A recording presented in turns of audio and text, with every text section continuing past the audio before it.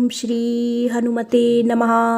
नमस्कार दोस्तों, आपका हमारे YouTube चैनल धार्मिक कथाएं और कहानियां में स्वागत है। आज मैं आपको पंचमुखी हनुमान जी की पौराणिक कथा सुनाऊंगी। अगर आपको यह कथा अच्छी लगी तो आप वीडियो को लाइक, सब्सक्राइब और शेयर जरूर कीजिएगा। आइए सुनते हैं पंचमुखी हनुमान जी की कथा। लंका के महाबलशाली मेघनाद के साथ बड़ा ही भीषण युद्ध चला और मेघनाद मारा गया। रावण तो अब तक मद में चूर था। राम सेना, खास तौर पर लक्ष्मण का पराक्रमण सुनकर रावण थोड़ा तनाव में जरूर आया था। रावण को कुछ दुखी देखकर रावण की माँ कैकसी ने उसके पाताल में बसे दो भाइयों अहिरावण और महिरावण की याद दिलाई। अब रावण को याद आया कि वो दोनों बचपन के मित्र रहे हैं। लंका का राजा बनने के बाद उनकी सुध ही नहीं रही। रावण ये भली भांति जानता था कि अहिरावण और महिरावण तंत्र मंत्र के महापंडित, जादू टोने के धनी और माँ कामाक्षी के परम भक्त हैं। अब रावण ने उन्हें बुला भेजा और कहा कि अपने छल बल से श्री राम और लक्ष्मण का सफाया कर दी। ये बात दूतों के जरिए विभीषण को पता चली। युद्ध में अहिरावण और महिरावण जैसे मायावी के शामिल होने से विभीषण को चिंता हुई। विभीषण को लगा कि श्री राम और लक्ष्मण की सुरक्षा कड़ी करनी पड़ेगी। इसके लिए उन्हें सबसे बेहतर महाशाली हनुमान लगे। राम लक्ष्मण की कुटिया लंका के सुवेल पर्वत पर बनी थी। हनुमान जी ने श्री राम की कुटिया के चारों तरफ एक सुरक्षा घेरा खींच दिया। कोई जादू टोना, तंत्र मंत्र का असर, मायावी राक्षस इसके भीतर नहीं घुस सकता था। अहिरावण और महिरावण श्री राम और लक्ष्मण को मारने उनकी कुटिया तक पहुँचे, पर इस सुरक्षा घेरे के आगे उनकी एक ना चली, असफल रहे। ऐसे में उन्होंने एक चाल चली। अहिरावण विभीषण का रूप धर के कुटिया में घुसा। राम और लक्ष्मण पत्थर की सपाट शिलाओं पर गहरी नींद में सो रहे थे। दोनों राक्षसों ने बिना आहट के शिला समेत दोनों भाइयों को उठा लिया और पाताल की ओर चल दिए। विभीषण तो लगातार सतर्क थे। उन्हें पता चल गया कि कोई अनहोनी हो गई है। विभीषण को महिरावण पर शक था। उन्हें राम लक्ष्मण की चिंता सताई। विभीषण ने हनुमान जी को अहिरावण के बारे में बताते हुए कहा कि वे उनका पीछा करें। लंका में अपने रूप में घूमना राम भक्त हनुमान के लिए ठीक ना था, तो उन्होंने पक्षी का रूप धारण किया और पक्षी के रूप में निरकुंभला नगर पहुँचे। निरकुंभला नगरी में पक्षी रूप धरे हनुमान जी ने कबूतर और कबूतरी को बतियाते हुए सुना। कबूतर कबूतरी से कह रहा था कि अब रावण की जीत पक्की है। अहिरावण और महिरावण राम जी की बलि चढ़ा देंगे, बस सारा युद्ध समाप्त।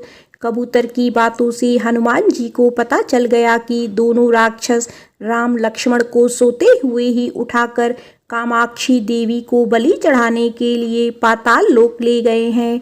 हनुमान जी की वायु वेग से रसातल की ओर बढ़े और तुरंत वहां पहुंच गए। हनुमान जी को रसातल के प्रवेश द्वार पर एक पहरेदार मिला, जिसका आधा शरीर वानर का और आधा शरीर मछली का था। उसने हनुमान जी को पाताल नगरी में प्रवेश करने से रोक दिया।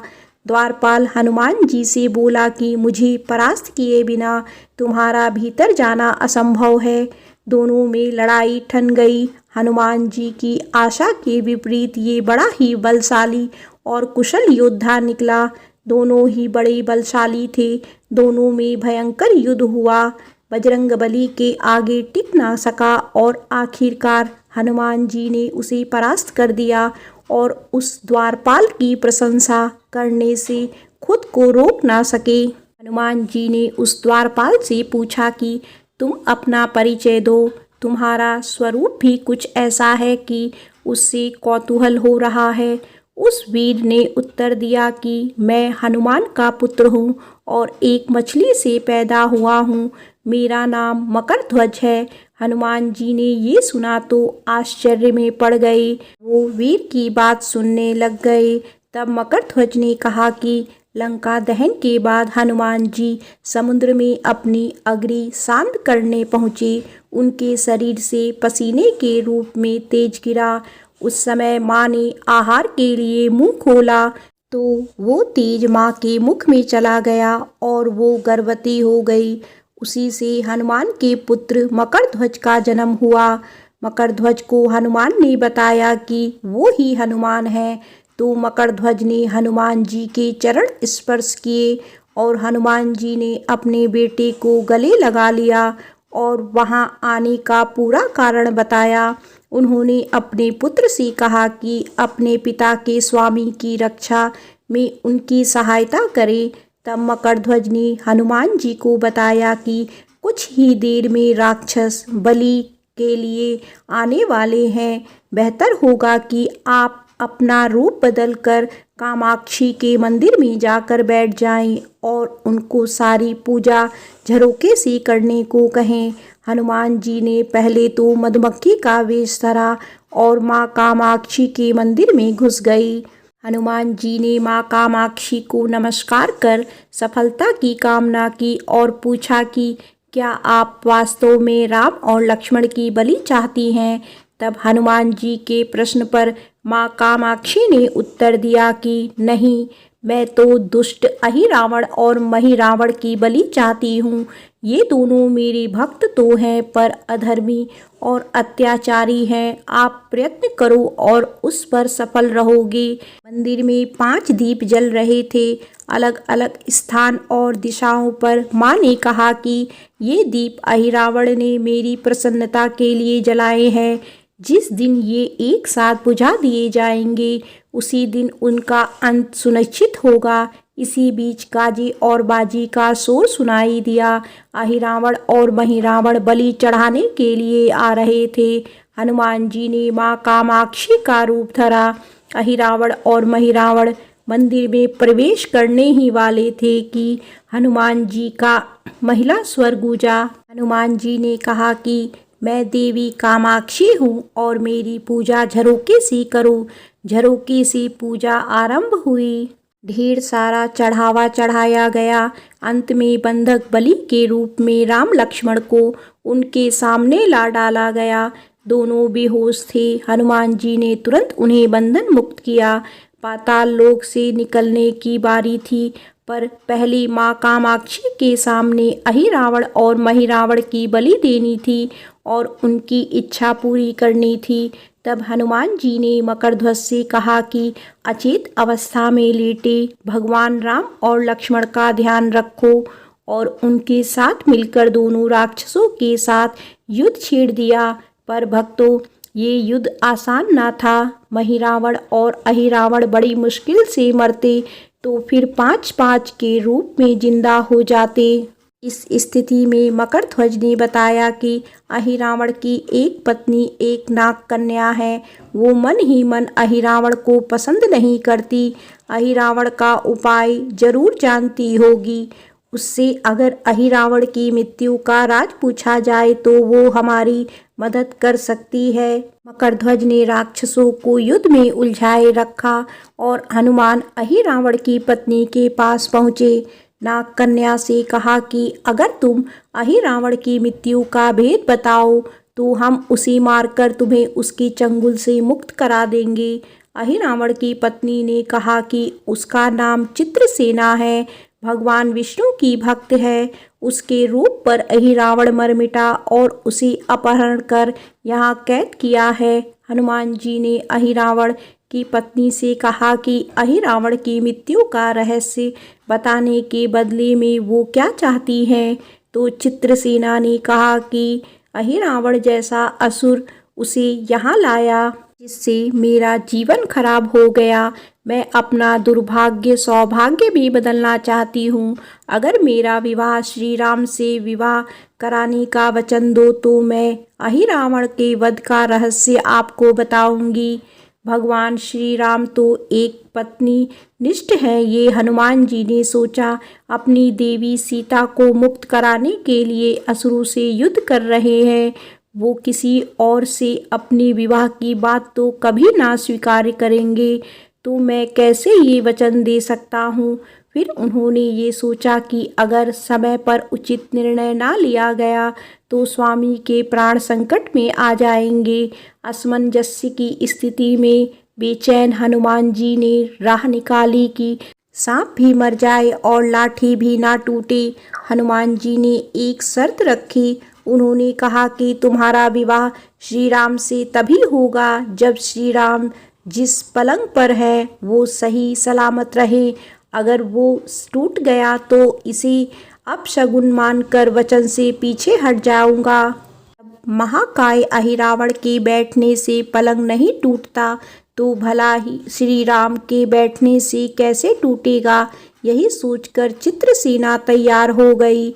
उसने अहिरावण सभी राक्षसों के अंत का भेद बता दिया। तब उसने बताया कि बचपन में एक भामरी को अहिरावण और महिरावण पकड़ लाए थे। ये भामरी कोई साधारण भामरी ना थी बल्कि मायावी थी। उसका पति भी उसकी पीड़ा सुनकर वहां आ गया था।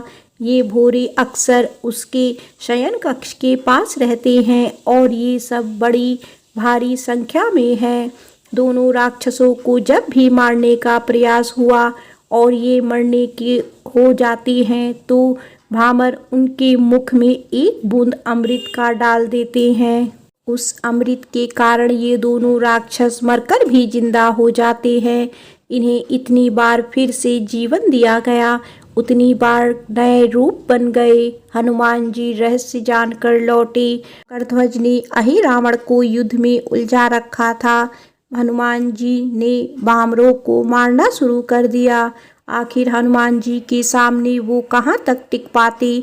जब सारी भामर खत्म हो गए तो केवल एक बचा और हनुमान जी के कदमों में लौट गया। उसने हनुमान जी से प्राण रक्षा की याचना की। हनुमान जी पसीज गए और उसे क्षमा करते हुए काम सौंपा। हनुमान जी ने कहा कि मैं तुम्हारे प्राण दान देता हूँ और इस शर्त पर कि तुम यहाँ से चले जाओगे। अहिरावण के पलंग की पाटी में घुसकर उसे पूरी तरह से खोखला बना दोगे। भामर तत्काल चित्रसेना के पलंग की पाटी में घुसने के लिए निकल गया। इधर अहिरावण और महिरावण को अपने चमत्कार के लुप्त होने से बहुत अचरज हुआ और उन्होंने मायावी युद्ध जारी रखा। तब हनुमान जी को कामाक्षी देवी का वचन याद आया। देवी ने बताया कि जब पांचों दीपक बुझ जाएंगे तब वो अपना नया रूप धारण करके उनका वध कर पाएंगे। हनुमान जी ने सबसे पहले पंचमुखी रूप धारण किया। उत्तर दिशा में 12 मुख, दक्षिण दिशा में नरसिंह मुख, पश्चिम दिशा में गरुड़ मुख, आकाश की ओर हायग्रीव मुख और पूर्व दिशा में हनुमान मुख। इसके बाद हनुमान जी ने अपने पांचों मुख द्वारा एक साथ पांचों दीपक बुझा दिए। इसके बार बार पैदा होने और लंबे समय तक जिंदा रहने की सारी आकांक्षाएं समाप्त हो गई। हनुमान जी और मकरध्वज के हाथों शीघ्र ही अहिरावण और महिरावण मर गए। इसके बाद उन्होंने श्री राम और लक्ष्मण की मूर्छा दूर करने को उपाय किया। जब वो वहां से जाने लगे तो चित्रसेना ने उन्हें दरवाजे पर ही रोक दिया। चित्रसेना ने उन्हें याद दिलाया कि उन्होंने श्री राम के साथ उनका ब्याह कराना है। हनुमान जी ने भावावेश में आकर श्री राम जी की बाह पकड़कर चित्रसेना के सजे धजे उस विशाल पलंग पर बिठा दिया। श्री राम कुछ समझ पाते कि तभी पलंग की खोखली पाटी चरमरा के टूट गई। पलंग धराशायी हो गया। चित्रसेना समझ गई कि उसके साथ छल हुआ है। मर्यादा पुरुषोत्तम के सेवक उनके सामने किसी के सामने छल करे, ये तो बहुत अनुचित है। चित्रसेना हनुमान जी को श्राप देने ही जा रही थी कि श्री राम का सम्मोहन भंग हुआ। वो पूरे नाटक को समझ गए। उन्होंने चित्रसेना को समझाया कि मैं पत्नी धर्म से बंधे होने का संकल्प लिया है, इसीलिए हनुमान को ये करना पड़ा। उन्हें क्षमा कर दो। चित्रसेना तो उनसे विवाह करने की जिद पकड़ बैठी थी। तब श्री राम ने कहा कि मैं द्वापर में श्री कृष्ण अवतार लूँगा, तब तुम्हें सत्यभामा के रूप में अपनी पटरानी बनाऊंगा। इससे वो मान गई। हनुमान जी ने चित्रसेना को उसके पिता के पास पहुंचा दिया। श्री राम और लक्ष्मण, मकरध्वज और हनुमान लंका वापस सुवेल पर्वत पर आ लौटे। प्रेम से बोलो पंचमुखी हनुमान की जय।